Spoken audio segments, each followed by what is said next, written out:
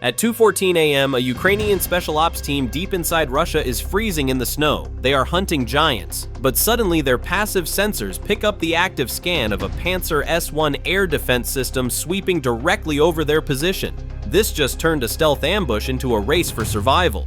Based on the radar sweep, they have exactly 90 seconds to execute the strike and vanish before 30mm cannons turn their hiding spot into sawdust. Sitting on the tarmac under the high-voltage floodlights are two Tu-160M white Swans.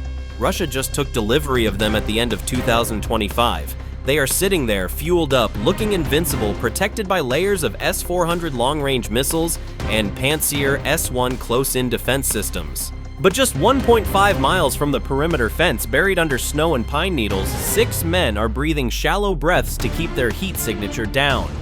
This is a Ukrainian special operations team. They have been lying here for 72 hours, fighting frostbite and boredom, waiting for this exact moment. At 2:15 a.m., the first decoy drone buzzes over the perimeter at 600 feet. The Russian Pantsir-S1 operator takes the bait immediately. The system's dual 30mm cannons light up the night, spitting tracers that tear the plastic drone into confetti. It looks impressive on camera, but let's look at the economics. Russia just burned through thousands of dollars in ammunition to destroy a $500 piece of styrofoam. That is a return on investment that would get you fired from any hedge fund on Wall Street. The problem is, that drone was not alone. 7 more decoys flood the airspace, flying erratic, drunken patterns that defy logic. The S-400 radar, a billion-dollar system designed to track hypersonic missiles in the stratosphere, tries to lock onto them but gets confused. It is like trying to use a supercomputer to play a game of whack-a-mole. The Pantsir crew goes into panic mode. In just 90 seconds, they launch 10 57E6 missiles. Explosions bloom across the sky. The Russian troops on the ground cheer, thinking they are repelling a massive air raid. They are wrong. They just emptied their magazines on ghosts. Reloading a Pantsir takes 5 minutes. The Ukrainian timer is set for less than 2. While the Russian base is distracted by the light show above, the real threat is lying prone in the snow, exactly 1.2 miles away. The Ukrainian Special Forces operator adjusts the crosshairs of his Stugna-P anti-tank system. He is hunting the eyes of the base. Through his thermal screen, he sees the Pantsir unit sitting vulnerable, its crew frantically trying to reload. He whispers a single command into the radio. The missile screams out of the tube. It covers the distance in seconds, a streak of orange fire against the frozen ground. Impact. The warhead slams directly into the spinning radar dish. The $15 million air defense system is instantly blinded, turning into a burning heap of scrap metal. 12 seconds later, a second missile streaks out and obliterates the backup unit. Just like that, the base's firewall is deleted. The airspace over the Tu-160s is now wide open. At 02:30 a.m., Engels 2 airbase is now chaos incarnate. Sirens are wailing, searchlights are sweeping the tree line, and soldiers are running around shouting orders that nobody is listening to. They are all looking outward, focusing on the forest where the missiles came from. That is the fatal mistake. While the Russians are staring at the trees, the kill team arrives from the blind spot.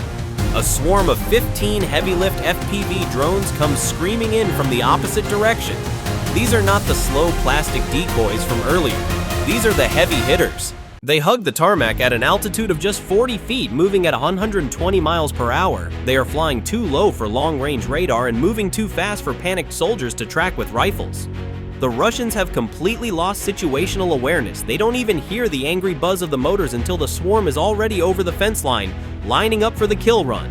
At 02:35 a.m., the lead drone pilot locks his crosshairs onto the #1 engine of the first Tu-160. The NK-32's-02 is a masterpiece of aviation engineering, a massive turbofan containing thousands of precision-balanced titanium blades designed to push 600,000 pounds of metal past Mach 2. But right now, that intricate complexity is its fatal flaw. The pilot drives the FPV unit straight into the intake. Impact. The shaped charge detonates with a focused ferocity that punches through the engine casing like a hot knife through butter. Inside the turbine, the shrapnel shreds the high-pressure fuel lines, and physics takes over with brutal efficiency. A Russian mechanic standing 50 feet away freezes. He tries to raise his rifle, but the chain reaction has already beaten his reaction time. The first white Swan is now wounded, bleeding burning fuel onto the frozen tarmac, but it is still standing. Not for long. 3 more drones from the swarm peel off formation, coordinated like a pack of wolves taking down a bison. Drone number 2 slams into the wing root, severing the hydraulic lines that control the sweep wing mechanism. Drones 3 and 4 hammer the main fuselage directly above the central fuel tanks. The structural integrity of the aircraft fails catastrophically. The massive aluminum and titanium spine of the bomber snaps under the intense heat and pressure. The fuselage collapses onto the concrete with a sound like a dying god, a screech of tearing metal that drowns out the sirens. Let's pause and look at the math here. In exactly 4 seconds, $500 million of taxpayer money just vanished. That is a financial burn rate of $125 million per second. Not even the worst crypto crash in history destroys value that fast. The aircraft is no longer a strategic nuclear asset. It is now the world's most expensive pile of scrap metal. But the nightmare for the Kremlin is only half over. In the chaos, the Russian ground crews are running frantically toward the first burning wreck, screaming orders and trying to drag fire hoses through the snow. They are completely ignoring the second Tu-160 sitting just 100 feet away. It's a fatal lapse in situational awareness. The remaining 5 drones in the swarm execute a double tap maneuver. They dive underneath the second bomber, bypassing the armored upper fuselage to target the exposed weapons bay and the right side engine cluster. The impact is simultaneous. A massive fireball erupts, engulfing the second bomber entirely. The shockwave is so intense it shatters the windows of the command tower half a mile away, sending glass raining down on the officers who are currently screaming into their radios. Russian soldiers near the blast are knocked off their feet, lying dazed in the snow as they watch the second $500 million asset join its brother in the afterlife. It is a total Control-Alt-Delete of the squadron. From the tree line, the Special Forces team leader lowers his binoculars. Through the thermal lens, he sees 2 distinct pillars of black smoke rising into the Arctic air, heating the frozen night. He doesn't cheer. He simply cracks a cold smile, whispers, "Target neutralized," and signals his team to move. The extraction clock starts now, and they need to vanish before the Russians realize the call is coming from outside the house at 02:50 a.m. As the Special Ops team slips deeper into the tree line, the chaos at Engels 2 shifts from panic to absolute bedlam. The base's siren system is finally wailing, about 3 minutes too late to save anything. Inside the perimeter, it looks like an anthill that just got kicked by a giant boot. Russian security forces and armored tigers are speeding toward the flight line, weapons drawn, ready to fight an army of NATO paratroopers that exists only in their imagination. They are firing wild bursts into the dark sky, wasting ammo on clouds, convinced that a massive air raid is underway. They still haven't realized that the air raid was launched from their own backyard by 6 guys shivering in snowsuits. Overhead, the situation escalates. 2 Mi-28 Havoc attack helicopters claw into the sky from a nearby pad, their rotors chopping the freezing air.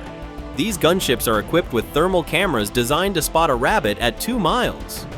This is the most dangerous moment for the extraction team. If the pilots look down into the forest right now, the mission turns from a success into a massacre.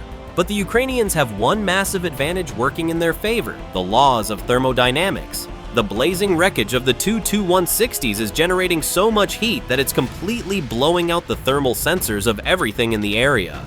To the helicopter pilots, the airfield looks like the surface of the sun. The massive infrared bloom from the burning jet fuel blinds their sensors, creating a perfect curtain of electronic fog.